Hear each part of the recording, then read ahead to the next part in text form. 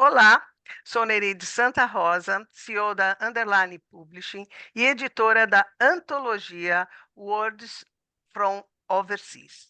Agradeço a presença de nossas autoras e eu gostaria de comentar o seguinte: participar de uma antologia é compartilhar ideias literárias e dividir espaços entre autores e dar oportunidade para os leitores terem acesso a uma diversidade literária.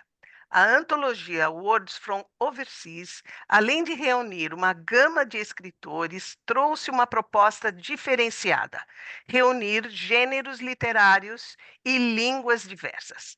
Dessa maneira, compartilhamos novas ideias, novas perspectivas e respeitamos diferentes expressões dos autores. Trata-se de um verdadeiro show da literatura, levando e trazendo palavras a todos que apreciam boa leitura. A antologia Words from Overseas trouxe 3 sessões divididas em contos, poemas e artigos, escritos em inglês, português, alemão, francês, japonês, italiano e tupi-guarani, de autores lusófonos ao redor do mundo, brasileiros, portugueses, moçambicanos. Vale ressaltar a participação especial da jornalista Mônica Grayley, editora-chefe da ONU News, autora do livro A Língua Portuguesa como Ativo Político, que escreveu o prefácio do livro. E também destacar a nossa dedicatória à escritora e velejadora Heloísa Schurman, que há mais de 30 anos leva a sua palavra pelos mares do mundo. Agora vamos conhecer algumas das participantes dessa antologia no gênero Artigos e Reflexões. E vou chamar Cláudia Cataldi. Tudo bem, Cláudia? Olá, Nereide. Olá, Nereide. Oi, Olá, Nereide. Cláudia. Acabo de abrir o microfone. Olá, Nereide. Quanta alegria fazer parte desse time de pessoas tão inteligentes, esses baluartes da literatura, pessoas que, como você acaba de dizer, estão espalhadas pelo mundo, emprestando um pouco da sua competência a essa obra que já está fazendo fila para ser adquirida. Fico muito grata a você e a Underline, essa editora tão respeitada pelo mundo afora. Muito obrigada, viu? Imagina, Cláudia, eu vou ler a sua biografia. Cláudia Cataldi é jornalista e mestre em Ciência Política e Relações Internacionais, doutora em Literatura, Odes, a Master Degree em Political Science and International Relations. E também comunicações e marketing, diretora de comunicação e marketing. É que está em inglês. Diretora em Comunicação e Marketing da Assembleia Legislativa do Brasil e presidente da Brazilian Digital and Electronic Media Press Association do Rio de Janeiro. Ela está sempre com grandes novidades e sempre muito participando de várias coisas. A biografia não se consegue atualizar de tanta novidade que a Cláudia tem. Muito obrigado pela presença. Agora eu chamo a Cláudia Calhofer. Olá, Cláudia. Cláudia? Olá, olá Nereide, olá coautores especiais. Para mim também é uma alegria muito grande estar participando dessa antologia maravilhosa. Isso. Cláudia é mineira e brasileira e americana, claro. Escritora internacional, educadora parental, palestrante e CEO do curso Kids to Kids. É coautora dos livros Coletânea Mães, Coletânea Universo Feminino, Acolhendo a Criança Interior, Vida a Dois, Antologia Crianças do Amanhã, Antologia do Bem, Carta ao Meu Pai, Conversando com Deus, Pintando Sete e organizadora devocional. Né? Seu livro infantil As Princesas Encaracoladas é sucesso internacional e ganhou vários prêmios como escritora brasileira na categoria Infanto-Juvenil dos Estados Unidos. Muito obrigado pela presença, querida Cláudia. Eu Agora, tenho Muito bom. Agora eu vou chamar o Jaime. Olá, Jaime. Oi, tudo bem? Tudo bom, Nereide? É um prazer estar aqui Tudo com vocês. muito bom. Jaime, cadê o Jaime Filho? Hoje ele não vem? Não, ele tá em casa, eu tô no consultório. Ah, ok. Então vamos lá. Jaime Alencar de Oliveira Filho é dentista, formou-se em 1999 pela Universidade Federal do Ceará e fez pós-graduação em odontologia prótese dentária da Associação Brasileira de Odontologia e também fez residência no Jackson Memorial Hospital, na Universidade de Miami, e também teve bolsa em implante dentário. Ele tem seu consultório odontológico em Chesapeake, na Virgínia, desde 2017. É autor dos livros Singularity, Night Discovery e American Papers, recentemente publicado. Isso Ah, aí. sim, ficou ótimo. Muito obrigada pela presença, Jaime. Prazer Agora estar eu com vocês. chamo, agora eu chamo a Lorena. Olá, Lorena. Oi, bom dia. Tá me escutando bem? Estamos escutando bem. Ótimo. Lorena é professora emérita, estudou línguas anglo-germânicas na Universidade de São Paulo, possui mestrado em português e espanhol e doutorado em literatura língua alemã pela NIU. Ensinou alemão e português na NIU Deutsches Haus na Dreux University e em Queensborough Community College como professora titular por 25 anos. Desde 2007, ministrou cursos online sobre culturas latino-americanas e apresentou trabalhos sobre a Alemanha e a América Latina em relação à literatura e cultura em conferências nacionais e internacionais. Publicou artigos em revistas indexadas e um livro, Brecht Reception, no Brasil, Peter Lang, livros traduzidos de Antônio Pedro Prota, O Imperialismo Sedutor e O Amigo Americano. Muito obrigado pela presença, Lorena. Mais tarde a gente Obrigada a vai você, falar do obrigada pelo seu. convite. Imagina. Agora, a nossa querida Linda Lemos Bezerra. Olá, Linda. Nereide. Olá, Nereide. Bom dia a todos. Tudo bem com você? Tudo bom, Linda? Linda é psicóloga, graduada pela Florida Atlantic University, pós-graduada na Auburn University, nos Estados Unidos. Tem livros autorais, fragmentos para a História da Várzea Alegre, Viagem no Tempo, Memórias, Palavras que Celebram, e participação em várias coletâneas e antologias. Muito obrigado pela presença, Linda. Você é sempre muito bem-vinda com essa sua simpatia, vinda diretamente do Nordeste, né? Você está Fortaleza, em Ceará. Fortaleza, Ceará. Fortaleza, Ceará. Eu Perfeito. agradeço, Nereide, essa oportunidade de participar desse momento, né, com a Raquel, Lorena, Cláudia, e o Jaime e você, naturalmente. Queria já, de antemão, parabenizar a todos os 37 coautores, né, envolvidos na antologia Words from Overseas, que imprimi para ter o prazer de olhar, de folhear, antes de mesmo de chegar o livro às minhas mãos. Então, muito boa obra, e assim, eu acho que a Mônica Vilela e a Heloísa Schumann, você, editora, né, que a Underline Publishing, por trás de tudo isso, merecem o nosso reconhecimento e os nossos aplausos. Ótimo. Obrigada.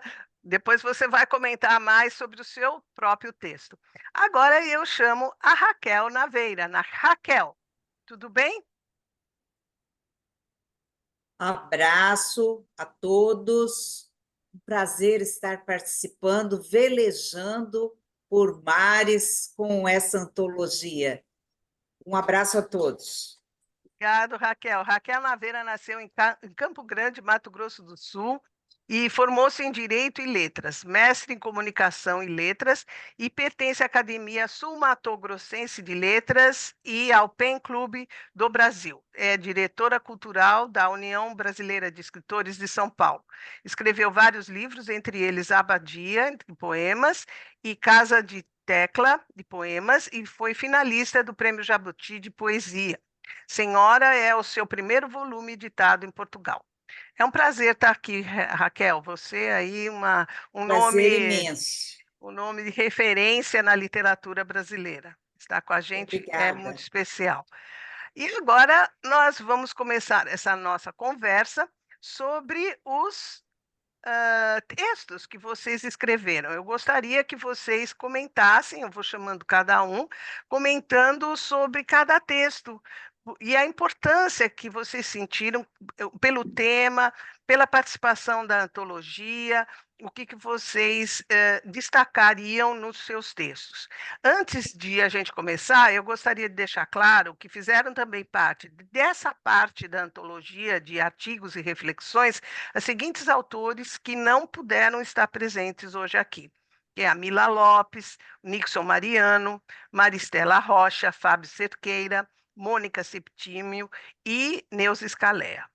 Eles não puderam estar aqui, mas estão presentes na antologia e podem ser lidos para quem adquirir o livro.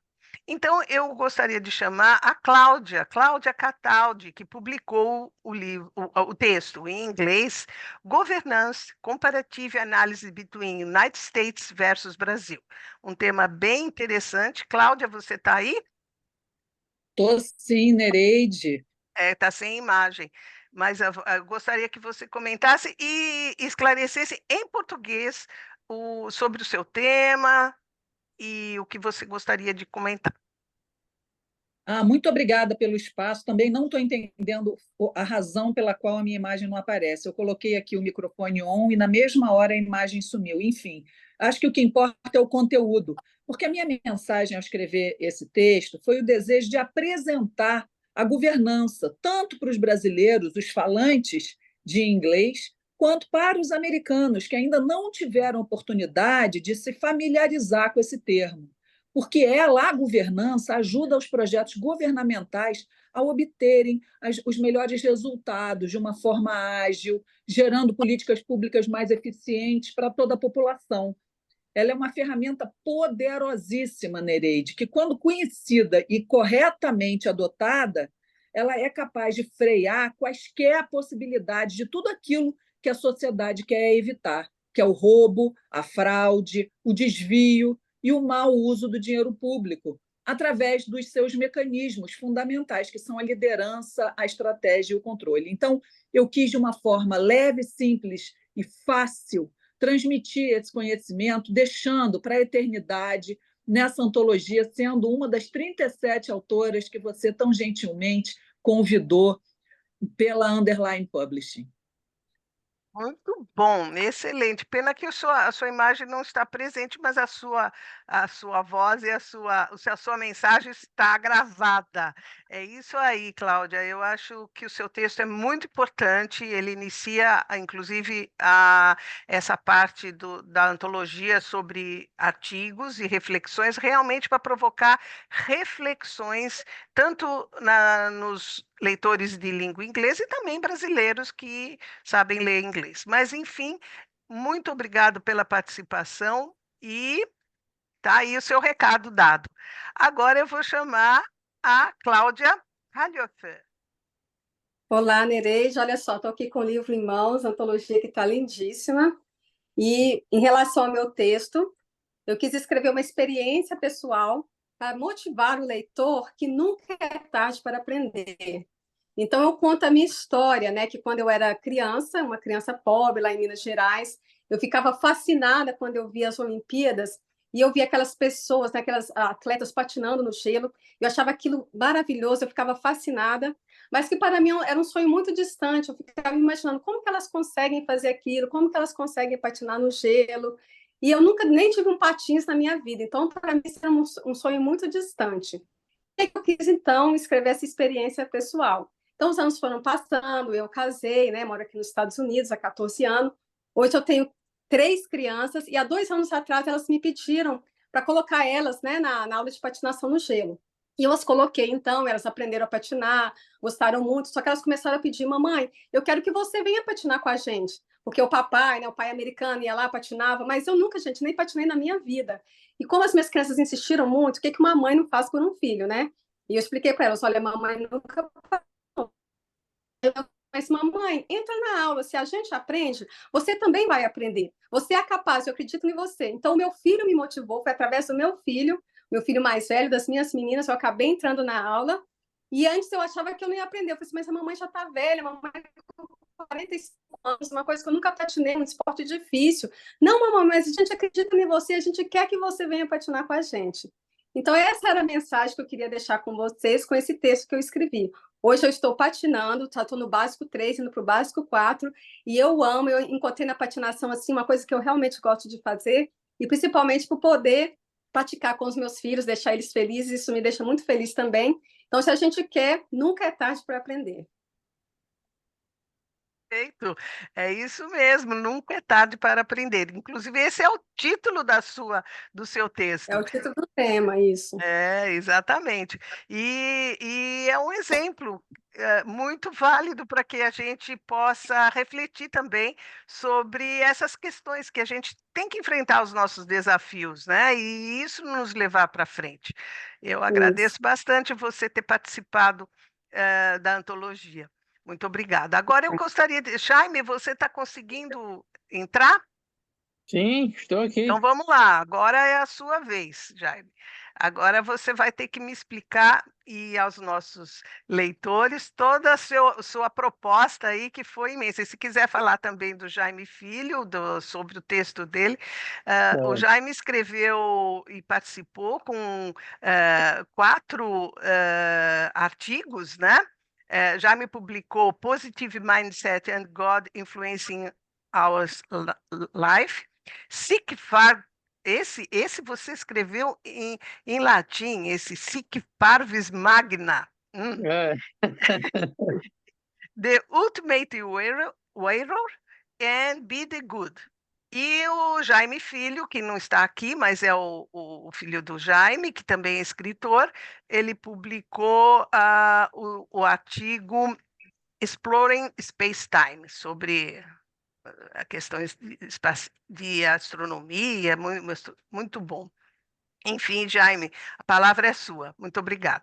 tá, obrigado, um prazer estar aqui com vocês, esses autores tão renomados aí. Eu sou apenas um curioso da literatura, né? Eu gosto de colocar minhas ideias no papel, aí o Jaime Neto também.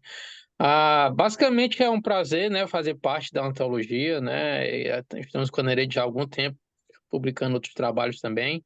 E o texto de Jaime Neto é baseado, né, em 2 movies que ele gosta muito, 2 filmes, o Interstellar e o 2001 Odisseia no Espaço. Então ele gosta muito de astronomia, então ele tentou fazer uma correlação entre as teorias do Albert Einstein, né, e correlação com essas teorias que foram usadas durante esses filmes. Apesar de serem filmes de ficção científica, muitos fatos do filme são baseados em teorias reais. Então, ele fez uma correlação entre as teorias de Einstein e os 2 filmes, né? Os meus textos, basicamente, são textos que eu tentei colocar muita questão uma, uma mentalidade mais positiva, né? O otimismo, né? A questão de você visualizar as coisas e torná-las realidade. E sempre também com essa, tentando influenciar também a questão do ser voluntário, né, de ajudar o próximo, que, na minha opinião, uma das melhores maneiras de você não se focar nos seus próprios problemas é ajudar as outras pessoas nos problemas que elas estão enfrentando. Então, o voluntariado, para mim, é muito importante, né, que foi um dos motivos pelo qual a gente abriu a Fundação Familiar, né, da família Alencar também aqui nos Estados Unidos. Então, basicamente, os meus textos, né, um tema geral que reúne todos os textos, né, inclusive a do Warrior, né, eu como também sou um fã de ficção científica, né, e eu admiro muito essa questão também dos samurais, dos cruzados, dos crusaders, né, os knights, né, os cavaleiros cruzados, e também esse mítico, né, que seria o Cavaleiro Jedi dos filmes de Star Wars. Então, sempre esse o tema seria que o ser humano tem a bondade dentro de si, e que é possível, sim, criar um mundo melhor e acreditar num futuro melhor para toda a humanidade se colocarmos em prática os dons que Deus nos deu para o benefício da humanidade, não só no nosso benefício próprio. Então, os meus textos basicamente têm esse tema comum em todos os textos. Perfeito. São textos necessários para uma reflexão, né? Porque você leva o leitor a entender um pouco a si próprio e a entender um pouco mais a sociedade, como que ela deve se comportar e deve se agir, né? A gente tem que fazer a diferença, né? E Exato. exatamente isso. A gente tem que colaborar. Essa passagem que a gente tem aqui tem que estar firme e que a gente mande sempre boas energias e boas mensagens para as pessoas. Muito obrigada pelo texto e dê um abraço para o Jaime Neto. Tá certo. Tá certo. Prazer estar com vocês aqui. Imagina. Ô, Maria Linda, agora é você, querida. Desligou ligou o microfone? É lá no cantinho. Aê, Aí garoto. está.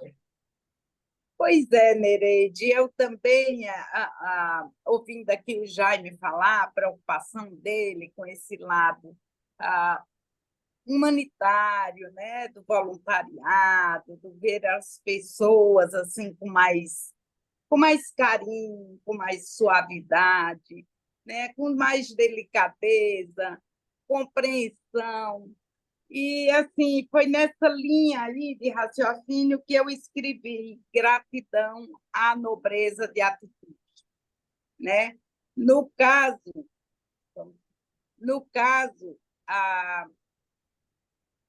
estávamos em périplo literário pela Europa, 3 escritores, todos membros da AILB, Academia Internacional de Literatura Brasileira, que foi o Manuel Osdene da Silva, o Bernivaldo Carneiro e eu, Maria Linda, né?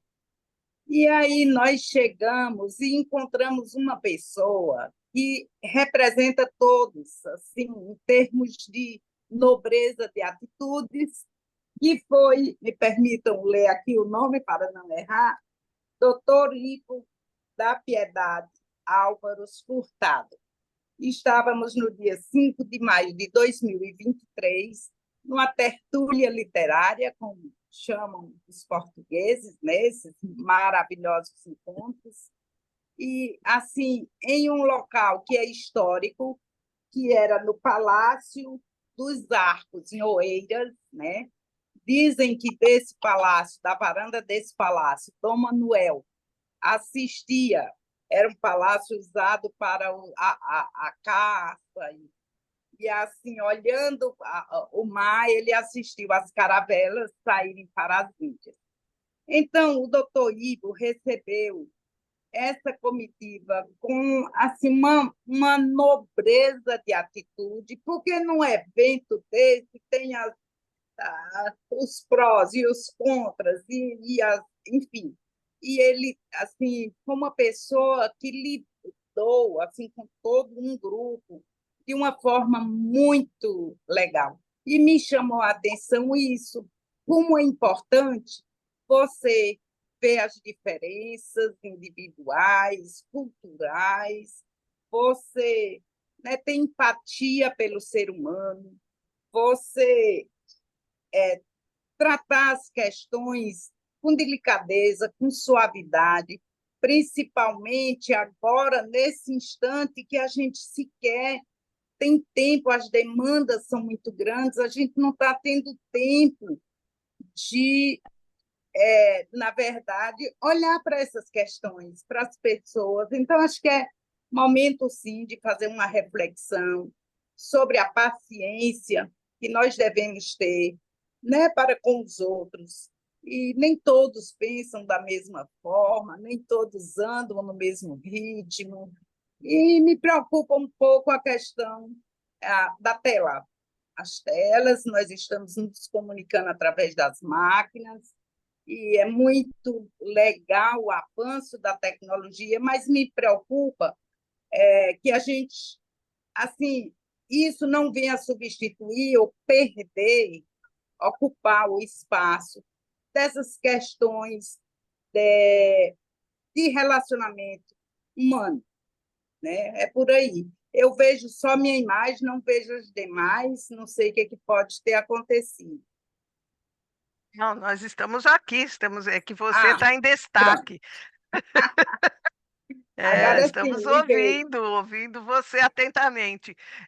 Linda, é sempre importante a sua fala, a sua mensagem, a sua experiência, e essas preocupações existem, mas eu acho que o ser humano supera tudo isso e transforma as realidades para o bem próprio, né? E para o bem da Pronto. comunidade. É isso que a gente quer. Pois é, pois deixo esse momento como uma gratidão, a forma como fomos recebidos, da melhor, assim, não tem como descrever, não poderia ter sido melhor.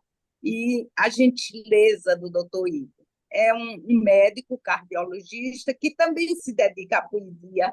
E aí eu termino meu artigo dizendo que o calor humano, a alegria e a felicidade são próprias de quem vive a poesia, que é o caso dele representando todos que estavam, acho que umas 20 pessoas. Foi uma tertúlia linda de poesia na varanda desse palácio. Foi uma noite sensacional. É Ótimo. isso. Muito bom. É um depoimento importante e fica registrado na antologia também, né? Pois é. Exatamente. Agora eu vou chamar a Lorena. Lorena, queremos que você comente seu texto, sua proposta e conte tudo para a gente. Vamos lá. Oi, tudo bem? Então, o meu caso é um pouco complicado, porque eu vou lá para o século XVI e decidi escrever sobre o José de Anchieta, que é uma pessoa muito conhecida no Brasil, mas não é conhecido fora do Brasil. Então, quando eu fiz originalmente meu doutorado em alemão, eu comparei um escritor dramaturgo alemão, Bertolt Brecht, e escrevi sobre a influência dele no teatro brasileiro. E nesse texto eu menciono o teatro do Brecht é muito diferente do teatro dos missionários do século XVI. E na época eu não tinha a mínima ideia que fizeram os tais os missionários do século XVI e como era a vida do Anchieta. Então, quando eu tive a oportunidade e voltei a estudar para fazer um mestrado em português e espanhol, aí eu decidi estudar um pouco sobre Anchieta, que é um espanhol que acabou estudando em Coimbra, em Portugal, porque os pais deles a mãe principalmente, era uma cristã nova, então não teve a licença de estudar na Espanha.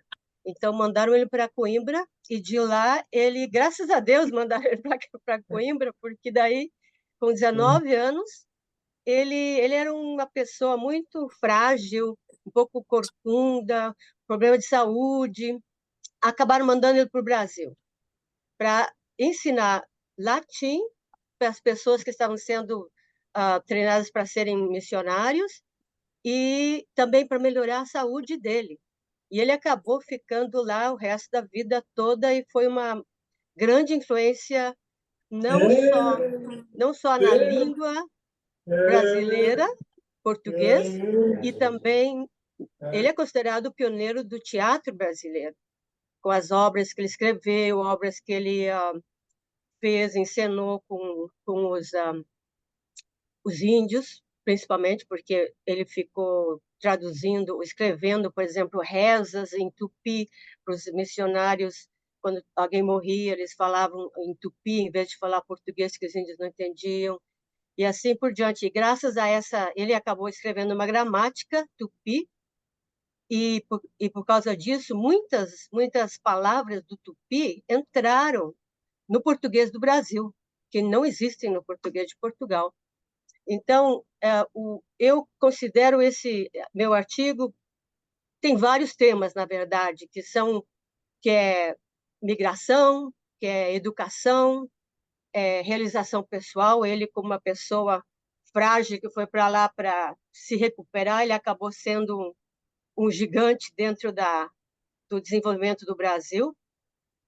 E também eu quis enfatizar um pouco a diferença da migração daquela época e a migração atual, que tem outros motivos e outras metas. Mas ele é uma figura muito interessante, porque era um linguista, falava várias línguas e escrevia essas cartas que ele mandava para Portugal. Ele escrevia em 3 idiomas, em espanhol, em português e em latim também. Então, ele sempre foi ativo na parte da linguística e do teatro no Brasil. Mais ou menos isso aí. Mas, para mim, ele é uma figura muito importante dessa época e que tem referências no Brasil inteiro, né? Fundação, inclusive, de São Paulo, a cidade de São Paulo, foi ele que subiu lá em 1554, ele subiu a serra lá de onde ele vinha, né, Porto, e abriram uma escolinha lá, e começou assim, lá na frente da Praça da Sé de São Paulo. Tem ainda um museu no momento lá, aliás, já faz tempo que tem esse museu lá, ainda se pode ver umas peças, umas partes da parede da casinha que eles tinham construído na época. Então, é uma figura, para mim, fascinante, e a minha ideia de escrever em inglês é justo para divulgar fora do Brasil essa pessoa, tão importante para nós. É verdade. O José de Anchieta teve uma importância exemplar e, de repente, ninguém tem esse conhecimento.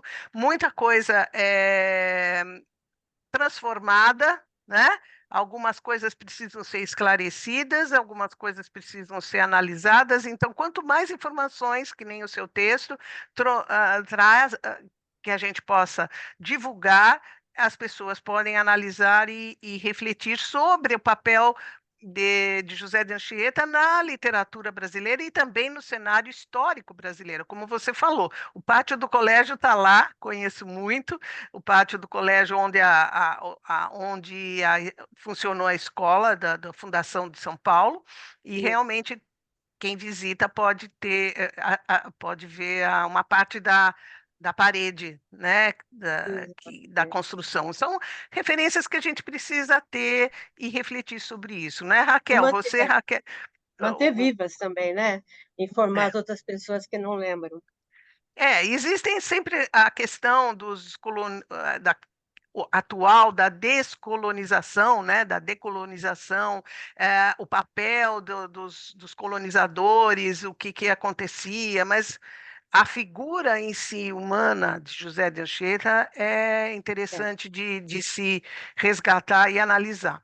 Não é, Raquel? Você fez um comentário aqui sobre o texto da Lorena, também, se Sim, quiser comentar. sim, é uma figura fascinante, histórica, importantíssima para São Paulo, para o Brasil. Eu estou aqui hoje, embora seja de Campo Grande, de Mato Grosso do Sul, eu estou hoje aqui em São Paulo com a minha família. E ela falou, ontem foi 9 de julho também, e isso me despertou assim uma emoção muito grande. E eu não acredito muito nessa decolonização. Eu creio que não é possível desconstruir a história. É possível refletirmos sobre ela, valorizarmos e não julgarmos os homens de outros tempos por valores e momentos de agora. Nós temos que contextualizar, estar naquele momento, e José de Anchieta, então, é uma figura épica, com várias facetas: o religioso, o linguista, o educador, o dramaturgo, uma figura incrível. Parabéns, Lorena, por trazer essa grande figura. Muito obrigada pelo depoimento. Lorena, mais algum comentário? Fique à vontade, Lorena. Não, então, depois eu vou ler a minha conclusão, onde resume praticamente o que foi. Claro, tem sempre prós e contras. A colonização é um problema que é muito criticado atualmente, mas também tem seus lados bons e lados ruins. Importante manter a história viva e dentro do contexto. Isso é muito importante realçar, dentro do contexto. E não criticar alguém por valores atuais, porque a pessoa viveu num século, 4, 5 séculos atrás, então não podemos usar as mesmas formas de olhar uma pessoa. Tem que ser dentro do contexto daquela época. Fica para o leitor analisar e ler e pensar sobre o assunto, né? Cada um tem sua interpretação. Obrigada, Lorena, pela participação. Raquel, agora é a sua vez sobre o seu próprio texto. Obrigada. Então, vamos continuar a velejar pelos mares. E eu quis trazer um texto bem característico da minha região, de Mato Grosso do Sul, da região do Pantanal. Mato Grosso do Sul antes era Mato Grosso Uno, foi dividido e o sul de Mato Grosso passou a ser Mato Grosso do Sul. E há uma grande confluência cultural do sul de Mato Grosso que faz fronteira com o Paraguai. E aí, o meu artigo se chama Índia, uma guarânia, e é difícil de explicar como uma música, uma guarânia, com uma letra simples, romântica, de uma Índia sensual, de cabelos negros, nos ombros caídos, como que uma guarânia assim, de repente, se torna uma música símbolo de toda uma nação. É como se todo o coração do Paraguai e o coração desse Brasil fronteira, no qual eu resido, estejam contidos todos os corações nessa cantiga, que é do compositor paraguaio José Assunción Flores e também do poeta Manuel Ortiz Guerreiro. E essa guarânia ela vai chegar ao Brasil em 52, com uma tradução nas vozes da dupla sertaneja Cascatinha e Inhana, e ela vai ter inúmeras revisitações, inúmeras roupagens, com Caetano Veloso, com a Gal Costa, mas sempre com muito sucesso. E essa Índia linda, dos lábios de rosa, essa Índia romântica, é uma figura que já estava há muito tempo na literatura brasileira, no imaginário da nossa literatura. Então, nós fizemos um passeio pela literatura, começando com o romance Iracema, do José de Alencar, em que aparece essa Índia idealizada, que, na verdade, é a própria América, e essa Índia dos lábios de mel se apaixona pelo português colonizador, o Martim, e é um romance impossível, porque ela é de uma tribo tabajara, é uma espécie de sacerdotisa vestal, e ele, como português, está aliado a uma outra tribo, que é a tribo dos pitiguaras. Mas esse romance impossível acontece, ela engravida, esse filho, que ela dá o nome de Moacir, filho da dor, esse filho representa o próprio povo brasileiro miscigenado neste momento, e Martim parte de volta pelos oceanos para Portugal, e esse amor se torna, então, tão dolorido, e o cantar da Jurema ele se torna um símbolo desse momento da colonização brasileira. É uma prosa poética lindíssima. José de Alencar, ao final do livro, coloca um glossário de palavras indígenas e já colocadas na língua brasileira, na língua portuguesa, né? É lindíssimo, é um romance poético que eu gosto muito. Aí eu passo para o Visconde de Toné, o autor da Retirada da Laguna, o autor de Inocência, ele que vem moço para o sul de Mato Grosso para chegar à Guerra do Paraguai e participa do momento também muito doloroso que foi a retirada da Laguna. E no tempo que ele está aqui em Mato Grosso, ele se apaixona por uma índia da etnia Xané, chamada Antônia. E no livro Memórias, que é um livro póstumo, lançado 100 anos depois da morte do Toné, ele vai fazer uma descrição desse encontro dele, desse amor pela Índia, Xané Antônia, dizendo que ela foi uma das mulheres que ele mais amou, que ela era delicada nos seus gestos, tinha uma elegância inata, e que foi um tempo separado para os dois, um idílio amoroso muito importante para a vida dele. E depois ele se casa com outra e tal. Aí nós passamos para Guimarães Rosa. Guimarães Rosa era um apaixonado pela obra de Toné, principalmente pela Retirada da Laguna, que é esse diário de guerra da Guerra do Paraguai. E aí o Guimarães Rosa anota todo o trecho descrito na Retirada da Laguna e vem para o sul de Mato Grosso na década de 50 para percorrer esse mesmo itinerário feito por Toné. Aí ele passa por Sangapuitã, por Campo Grande, até chegar a Cerro Corá, ao Paraguai. E tudo isso está num livro chamado Ave Palavra, que é um livro póstumo do Guimarães Rosa, que morreu muito cedo, aos 59 anos, logo após tomar posse na Academia Brasileira de Letras. E nesse livro também, falando sobre esse percurso, ele comenta das paraguaitas lindas, de em Campo Grande ouvir nas feiras o som da língua terena, e aí o Guimarães Rosa também era um linguista, ele comenta sobre a beleza rude da língua terena, e fala assim que quando ele ouve as polcas, as guarânias, ele diz Paraguaíta linda, dos olhos escuros. É uma página muito interessante do Guimarães Rosa nesse livro.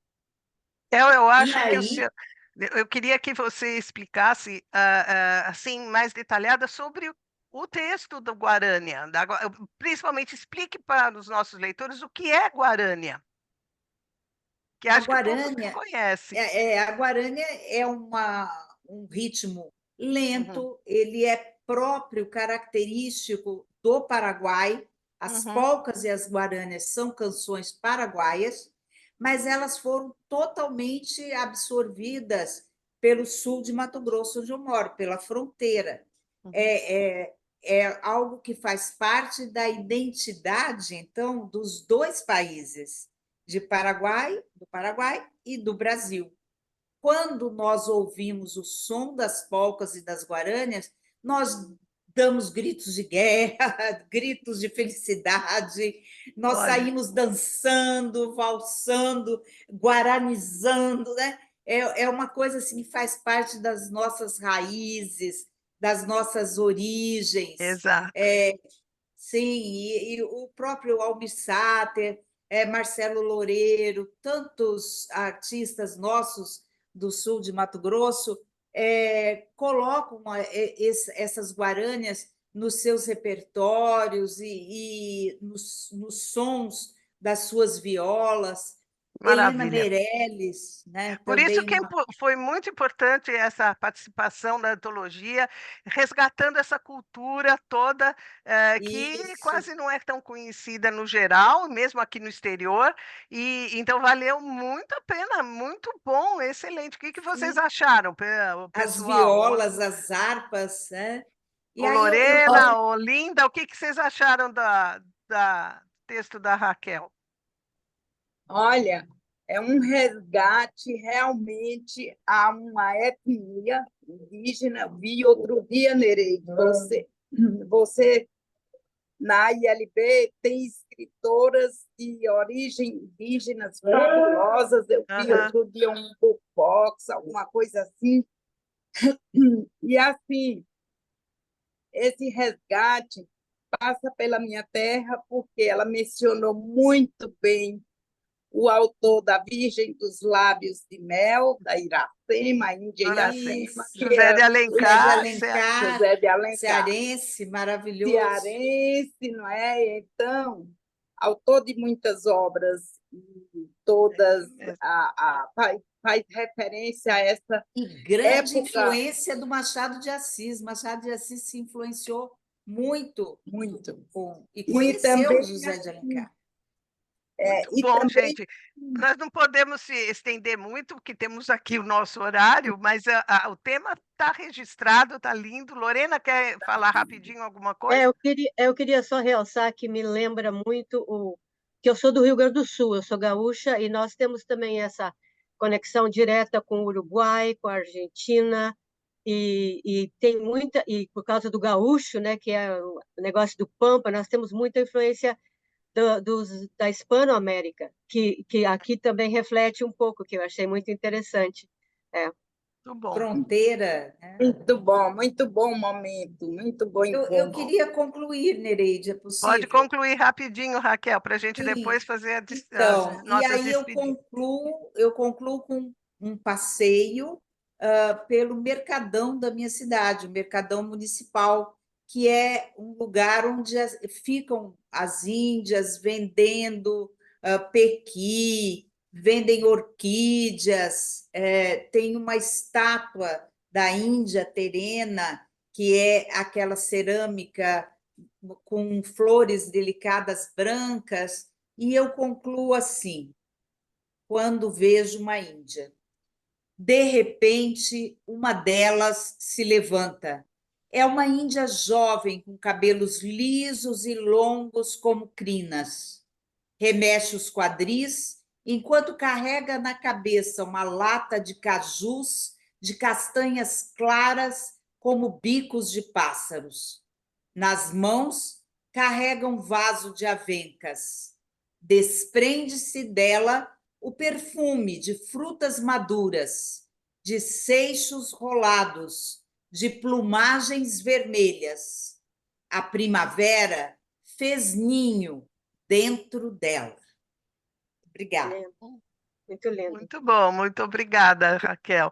Agora eu gostaria que cada um desse uma mensagem final, em uma frase, em uma mensagem bem sucinta para os nossos ouvintes sobre a participação da antologia. Cláudia Calhoffer. Então, eu queria deixar essa mensagem final, que é a questão da persistência, né? A gente sempre nunca é tarde para aprender e também persistir. Porque, por exemplo, como eu contei no meu texto, não é fácil ir lá fazer as aulas de patinação no gelo, mas eu não desisti, eu estou persistindo, eu estou aprendendo cada vez mais. Então, essa mensagem que eu queria deixar para vocês: persistir sempre e nunca é tarde para aprender. E mais uma vez, gratidão. Muito obrigada. Excelente. Jaime, sua mensagem final. Nereide, eu sigo aqui, viu? Só para você saber. Eu sei, Cláudia. Prazer estar com vocês, participar da antologia, e minha mensagem basicamente é de esperança e de sempre essa ajuda ao próximo, né? Que a melhor maneira de você ajudar o mundo a melhorar é ajudar aqueles que estão próximos a você. Então, essa mensagem de voluntariado, de otimismo e de perseverança para conseguir os objetivos. Um abraço e até mais. Muito obrigada, Jaime. Cláudia, agora é você. Muito obrigada, Nereide. A minha palavra é governança. Essa palavra que não faz parte normalmente do nosso cotidiano e que pode transformar vidas, porque nós não gostamos do que acontece na política, mas não temos, em tese, ferramentas para modificar isso. E a governança é o caminho. Muito obrigada a você, a todos os autores, parabéns, um beijo fraterno. Obrigada. Lorena. Pois é, eu quero agradecer e quero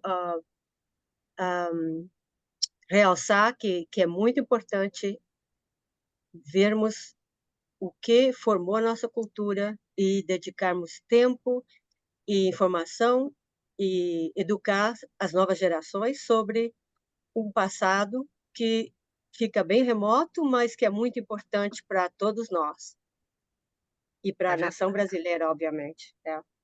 E é sempre bom analisar o passado para entender o futuro, né?